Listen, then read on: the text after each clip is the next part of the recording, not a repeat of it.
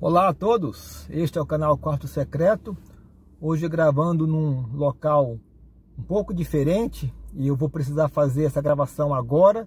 Estamos aqui em outra cidade e para que eu possa postar este vídeo no nosso dia combinado, faremos assim então, com certa precariedade, mas vamos tentar aqui pensar um pouco na palavra de Deus.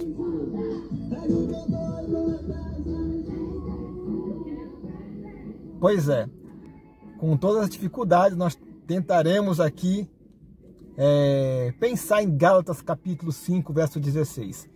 Esse verso que é um dos versos mais poderosos da palavra de Deus, quando Paulo fala: digo, porém, andai no Espírito e jamais satisfareis a concupiscência da carne. Esta é uma promessa poderosa que nos vem pela pena do apóstolo Paulo, em afirmar categoricamente que se nós andarmos no Espírito, nós não iremos satisfazer aos desejos do nosso coração, que são desejos pecaminosos. Nós já tratamos na questão de que temos três grandes inimigos, que são a carne, o mundo e o diabo. Mas o interessante é que nós não precisamos nem do mundo e nem do diabo para pecar. A nossa própria carne, a nossa própria inclinação pecaminosa vai se encarregar com muita maestria de fazer com que nós vivamos uma vida de pecado, em pecado, se nós não vigiarmos e se nós não andarmos no Espírito. Porque é isso que Paulo fala aqui nesse texto. E esse texto é interessante porque ele vai então alistar 15 pecados. Eu acho interessante quando Paulo, nas suas cartas, faz essa lista de pecados, nunca exaustivo, mas aqui uma lista bastante extensa. E é curioso que Paulo aqui ele vai ser didático e ele vai separar esses 15 pecados em grupos de 4. E ele vai começar falando, então, nos pecados de ordem moral, sexual. Isso você encontra no verso 19, quando ele fala: ora, as obras da carne são conhecidas e são. E aí vem o primeiro grupo: prostituição, impureza e lascívia. Esses 3 pecados de ordem moral e que podem ter outros tipos de pecado moral. Lembra, Paulo não está sendo exaustivo aqui, mas pecados que nós devemos tomar todo o cuidado, ter toda a vigilância e toda a oração para que nós não caiamos nesses pecados. Somos frágeis quanto a esta questão, nesta área, e aqui nós devemos lembrar que, via de regra, esses pecados começam na nossa mente. Nós vimos lá em 2 Coríntios, capítulo 10, que há uma batalha sendo travada na nossa mente. E aqui, via de regra também, essa batalha também se inicia quando imagens entram pelos nossos olhos. O Senhor Jesus falou que se os nossos olhos forem trevas, quão trevas teremos no nosso corpo. Então, é importante aqui nós vigiarmos atentamente a nossa mente e os nossos olhos. Fazer uma aliança com os olhos, de não colocar nada que nos faça pecar diante de nós. Vou deixar aqui na descrição desse vídeo o link de um site americano, mas que possa te ajudar nesta questão. É Covenant Eyes, a aliança dos olhos, e eventualmente você pode encontrar material abençoador que irá lhe ajudar nesta área tão importante e tão crucial na nossa vida. Mas o segundo grupo, então, é o grupo dos pecados espirituais. Ele vai falar na idolatria e na feitiçaria.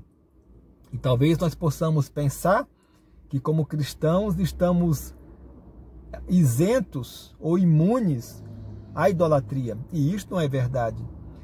Nós não adoramos outros deuses como deuses, mas nós criamos os nossos deuses, os nossos falsos deuses, quando criamos qualquer coisa que seja para colocar no lugar de Deus.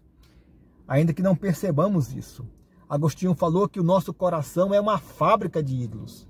E isso é verdade, porque nós mesmos podemos nos transformar no nosso próprio ídolo. Nós já falamos isso em outros devocionais, quando essa era de hedonismo exacerbado está tão presente até mesmo dentro da igreja.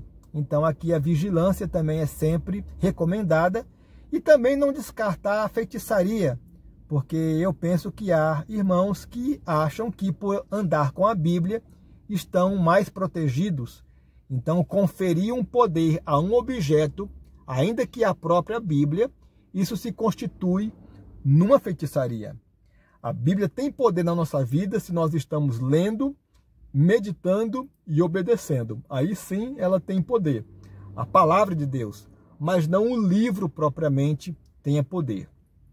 O terceiro grupo, então, que é o grupo mais extenso, com 8 pecados, são os de ordem relacionais. Esses pecados de ordem relacionais você encontra lá então, ele vai dizer da inimizade, da porfia, dos ciúmes, da ira, da discórdia, dissensão, facção, ciúmes. Olha só quantas coisas diferentes, quantas atitudes diferentes nós podemos desenvolver nos nossos relacionamentos. Dentro da igreja, inclusive, ou no seio da nossa família, ou em qualquer outro lugar. São pecados de ordem relacional, que nós devemos ter toda a atenção e saber que nós estamos propensos a desenvolver qualquer um deles. Qualquer um deles. E é importante saber que eles contaminam o nosso meio, o meio onde nós estamos. E aqui é importante nós orarmos e de fato andarmos no Espírito, para que Deus nos proteja e nos faça imunes até, se isso for possível, a esses pecados. E é importante que a gente então ore a Deus, pedindo para que Ele não nos deixe cair nesses pecados relacionais que contaminam a nossa amizade, a nossa convivência, a nossa fraternidade, e nós somos fracos e devemos então considerar e procurar andar no Espírito. E por último ele vai falar de 2 últimos pecados que estão relacionados a nós mesmos: a bebedice e a glutonaria. Talvez a bebedice nós estejamos de uma certa forma mais imunes a eles, mas a glutonaria nem sempre, né? E aqui é importante vigiar essa área também, porque o alimento ele é fundamental para a nossa vida, mas quando nós comemos em excesso, isso pode se constituir num pecado, e vale a pena aqui observar, porque está na relação que Paulo então coloca aqui nestes versos de 19, 20 e 21. Só que essa lista não é exaustiva, de novo. Ele vai falar aqui no final do verso 21, e coisas semelhantes a estas, a respeito das quais eu vos declaro, como já outrora vos adverti ou preveni, que não herdarão o reino de Deus o que tais coisas praticam.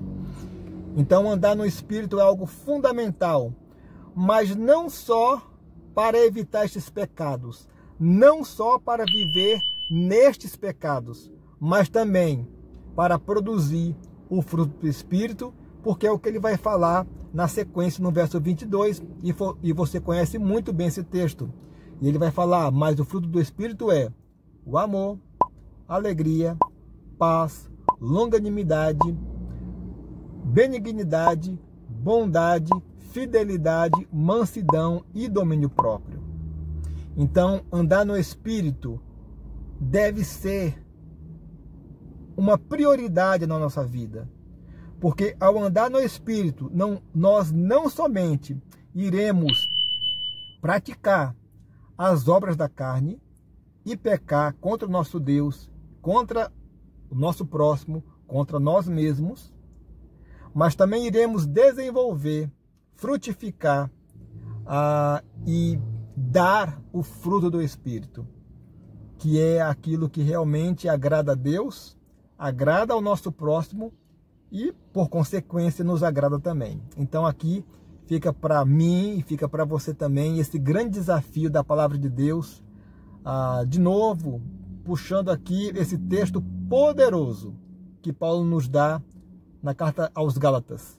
Digo, porém, andai no Espírito e jamais, jamais satisfareis a concupiscência da carne. Que Deus abençoe a tua vida ricamente. Um forte abraço e até o próximo devocional.